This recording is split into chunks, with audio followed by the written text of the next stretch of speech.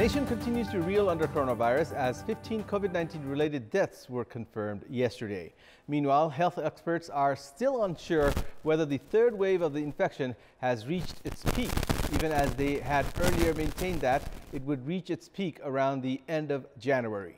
As we receive reports of more alarming infection scenario from within and outside the Kathmandu Valley, it can be speculated that we need to strictly adhere to health protocols in our fight against COVID-19.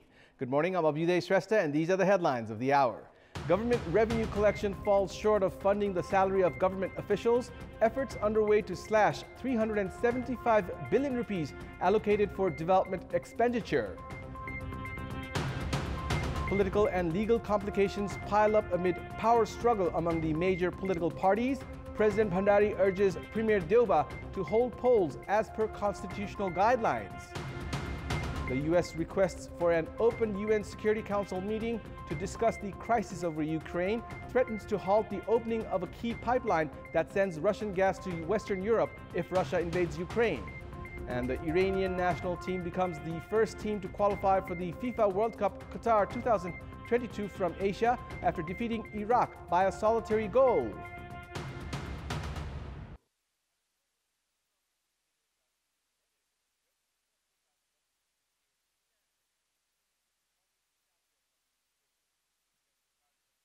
₹1,050 billion in revenue, the government has allocated ₹1,063 billion for its employees.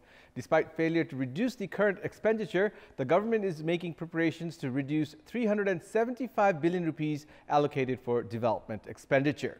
More in this report.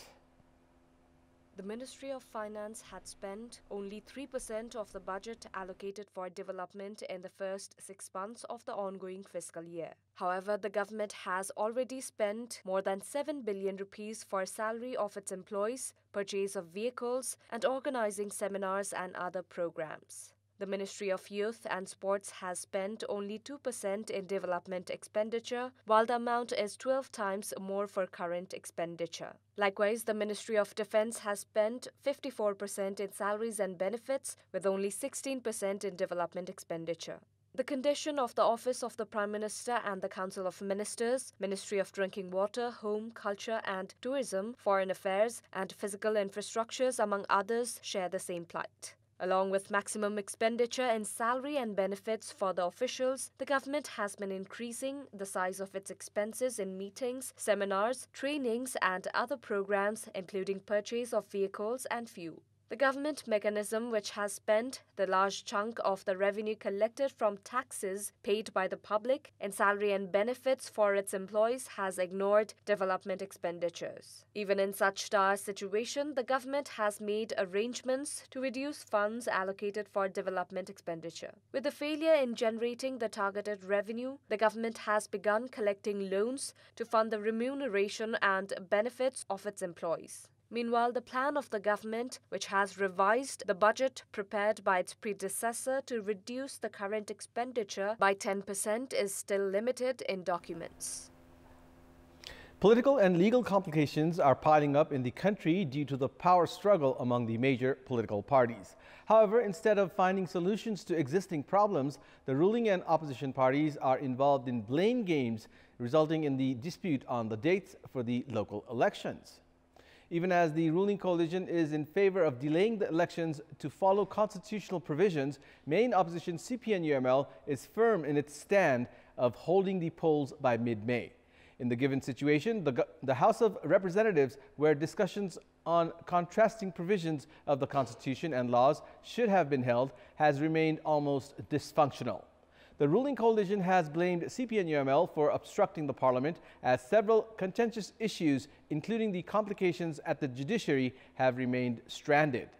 Instead of addressing the dwindling economy, the main political parties themselves are acting in an irresponsible manner, resulting in more financial problems for the nation.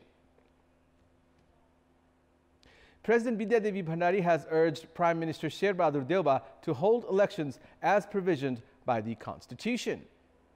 President Bhandari made the suggestion to Prime Minister Devi during their regular meeting yesterday. At the meeting, Prime Minister Devi briefed the President regarding the discussions on local elections with political parties and their commitment for the implementation of the Constitution and the holding of polls. The alarming resurgence of coronavirus cases has continued in Nepal as 5,816 new infections were confirmed through RT-PCR tests yesterday. Likewise, 15 more fatalities from coronavirus have taken the COVID-19 death toll to 11,687 in the country. Another 2,201 new cases were identified through antigen tests. According to the Ministry of Health and Population, 5,292 individuals have recovered from COVID-19. Active coronavirus cases now stand at 90,576 in the country. With almost 90,000 infected at home isolation, 1,934 individuals are at institutional isolation. Meanwhile, 257 patients are undergoing treatment at intensive care units and 49 patients are on ventilator support. In our Public Voice segment, we had asked the local residents in several provinces why do they think the judicial committees in local levels have become ineffective. Let's take a look at what they had to say.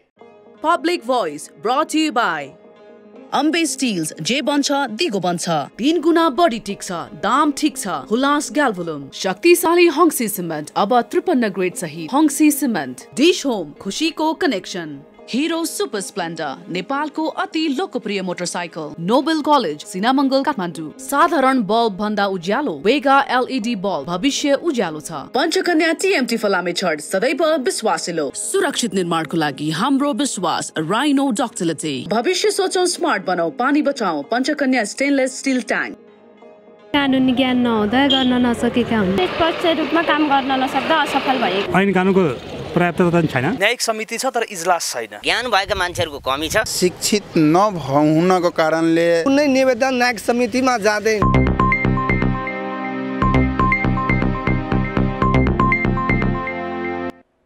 It's time now for our segment Public Pulse, where you text us with your opinion. Public Pulse. And here's the question. What do you term the failure to beef up security at border points despite mounting challenges in curbing coronavirus infections?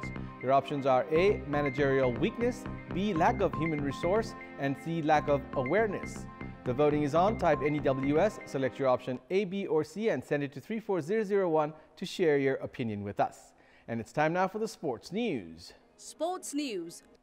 Manang Marshangdi Club edged past Thruvan Army Club in a tiebreaker 4-3 yesterday to progress to the grand finale of Aharara Gold Cup underway in Pokhara.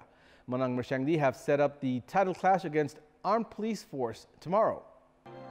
Both the teams could not find the back of the net in the 90 minutes of regulation play and additional extra time.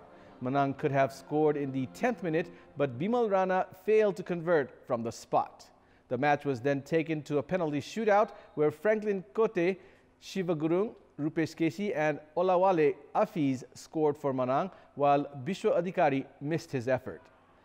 Bharat Khawas, George Prince Karki and Vivek Basnet converted their kicks, while efforts from Deepak Gurung and Yuddha Shahi were saved by Manang custodian Ashok Baral. Having reached the grand finale of the tournament for the 12th time, Manang Marshangdi will now take on Armed Police Force in the title decider tomorrow. And that's all for the moment. Thank you for watching. Have a good day.